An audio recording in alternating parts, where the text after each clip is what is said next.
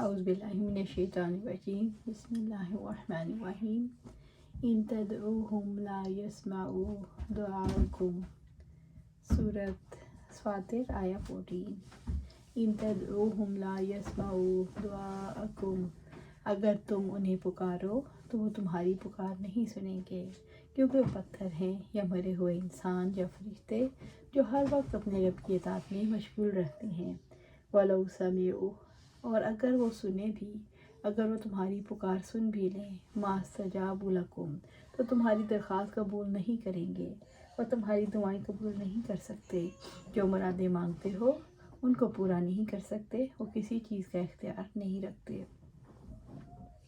وَيَوْمَ الْقِيَامَةِ يَكْفُرُونَ بِشِرْكِكُمْ اور قیامت کے دن وہ تمہارے شرک کا انکار کر دیں گے، یعنی وہ قیامت کے دن تم سے اظہار بیزاری کریں گے۔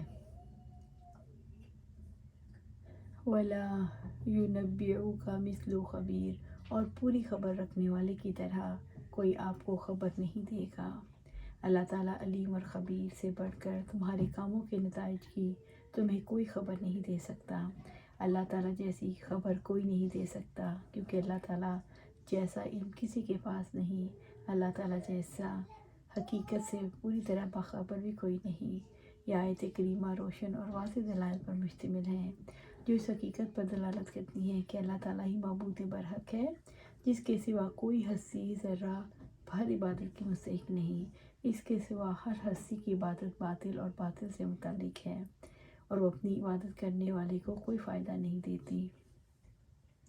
یا ایھا الناس انتم الفقراء الی اللہ واللہ هو الغنی الحمید اے لوگو تم سب اللہ تعالیٰ کے محتاج ہو اور اللہ تعالیٰ بے پرواہ تمام تعریفوں کے لائق ہے۔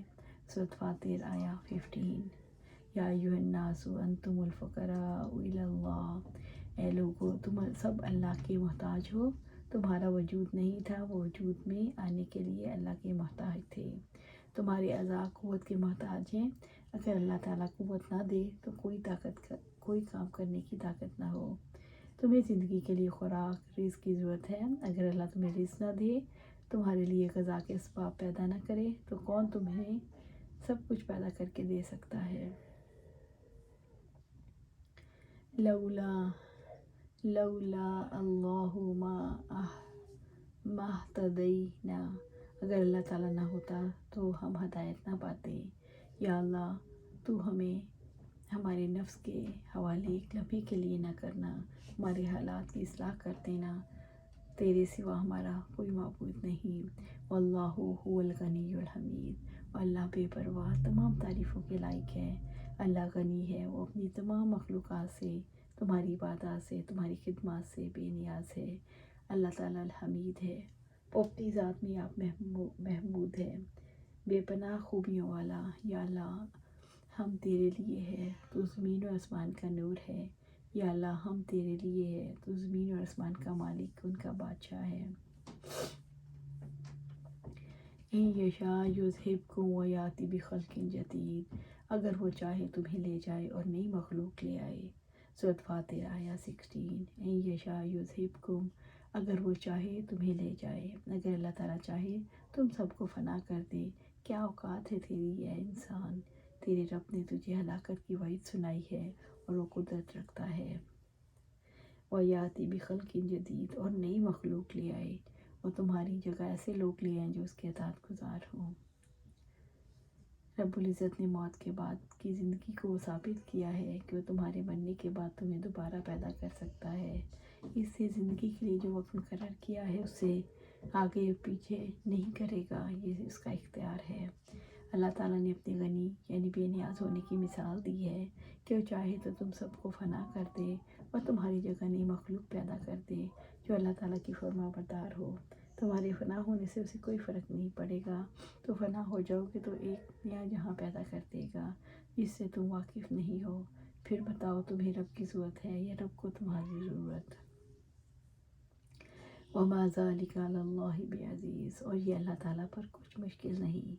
سورۃ فاطر آیہ 17 وَمَا ذَلِكَ اور نہیں یہ یعنی تمہیں لے جانا اور تمہاری جگہ دوسروں کو لے آنا، عَلَى اللَّهِ بِعَزِيزٍ اللہ تعالیٰ پر کچھ مشکل نئی تخلیق اللہ کے لیے کچھ بھی مشکل نہیں۔ رب العزت نے فرمایا وَإِن تَتَوَلَّوْا يَسْتَبْدِلْ قَوْمًا غَيْرَكُمْ، اور اگر تم منہ موڑو گے تو تمہارے علاوہ کسی دوسری قوم کو بدل لائے گا۔ سورۃ محمد آیہ 38۔ وَلَا تَزِرُ وَازِرَةٌ وِزْرَ أُخْرَىٰ وَإِن تَدْعُ مُثْقَلَةٌ إِلَىٰ حِمْلِهَا لَا يُحْمَلْ مِنْهُ شَيْءٌ وَلَوْ كَانَ ذَا قُرْبَىٰ۔ سورۃ فاطر آیہ 18۔ وَلَا تَزِرُ وَازِرَةٌ وِزْرَ أُخْرَىٰ، اور کوئی بوجھ اٹھانے والی جان کسی دوسری جان کا بوجھ نہیں اٹھائے گی۔ قیامت کے دن کوئی کسی کے کام نہ آئے گا، ہر شخص کو اس کے اعمال کا بدلہ دیا جائے گا۔ قیامت کے دن لوگ اپنے بوجھوں کی وجہ سے پریشان ہوں گے، دوسروں کے بوجھ اٹھانے سے قاصر ہوں گے۔ البتہ جن لوگوں نے دوسروں کو گمراہ کیا ہوگا وہ اپنے بوجھوں کے ساتھ دوسروں کے بوجھ بھی اٹھائیں گے۔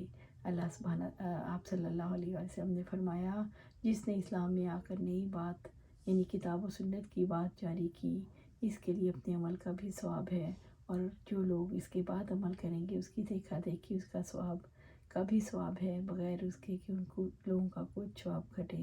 اور جس نے اسلام میں آ کر بری چال ڈالی یعنی جس سے کتاب و سنت نے روکا ہے، اس کے اوپر اس کے عمل کا بھی بار ہے، اور لوگوں کا بھی بار جو اس کے بعد عمل کریں گے، بغیر اس کے کہ ان لوگوں کا بار کچھ گھٹے۔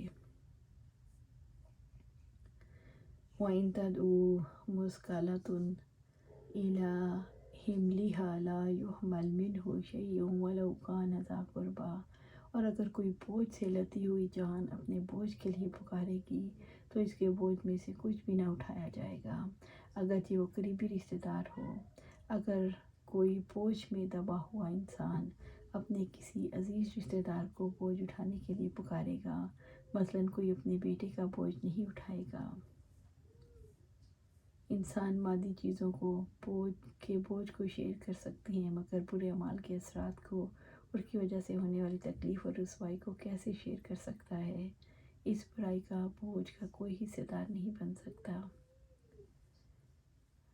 یوم یفر المرء من اخیہ وامہ وابیہ وصاحبتہ وبنیہ لکل امرئ منہم یومئذ شأن یغنیہ۔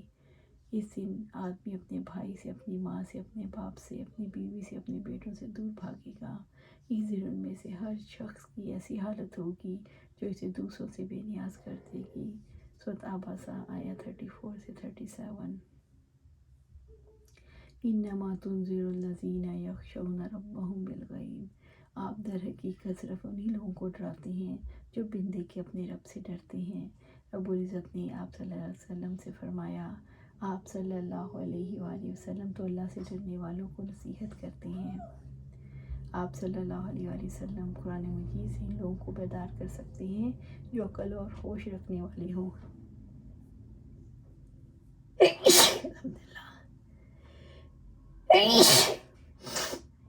الحمدللہ اپنے رب سے ڈرتے ہوں اور اللہ تعالیٰ کے احکامات پر عمل کرتے ہوں، اقاموا الصلاۃ اور نماز قائم کرتے ہیں، یعنی لوگ نماز کو اس کے ارکان، شرائط، ظاہری اور باطنی آداب یعنی پورے خشوع کے ساتھ قائم کرتے ہیں۔ اللہ تعالیٰ کی خشیت ہر اس عمل سے دور رہنے کا تقاضا کرتی ہے جس کے کرنے پر سزا کا خوف ہو، اور نماز برائی اور بے حیائی سے روکتی ہے۔ ومن تزکیٰ، اور جو پاکیزگی اختیار کرتا ہے، یعنی جس نے اپنے نفس کو شرک اور معاصی سے پاک کیا، اپنے نفس کو برے اخلاق اور عیوب سے پاک کیا، مثلاً جھوٹ، تکبر، ریاکاری، نفاق، دھوکہ، بغض، حسد، کینہ اور دیگر رذائل سے، جس نے اپنے آپ کو اخلاق حسنہ سے مزین کیا، مثلاً اخلاص، تواضع، صدقہ، بندوں کی خیر خواہی اور انکساری، فَإِنَّمَا يَتَزَكَّىٰ لِنَفْسِهِ، تو یقیناً وہ اپنے ہی لیے پاکیزگی اختیار کرتا ہے، اپنی اصلاح کرنے کا وعدہ خود اسے ہی نصیب ہوگا، اسے دین پر استقامت نصیب ہوگی۔ جس نے کفر اور گناہ سے توبہ کر لی، اللہ تعالیٰ پر ایمان لایا اور اس کی اطاعت میں نیک اعمال کیے، اس نے اپنے آپ کو پاک کر دیا۔ وَإِلَى اللَّهِ الْمَصِيرُ، اور اللہ تعالیٰ کی طرف لوٹ کر جانا ہے۔ کوئی مومن ہو یا کافر، ہر نیک اور برے انسان نے رب کی طرف لوٹ کر جانا ہے۔ وہ ہر اچھے برے عمل کا حساب لے گا، کوئی عمل شمار کرنے سے نہیں چھوڑے گا، پھر اس کے مطابق بدلہ دے گا۔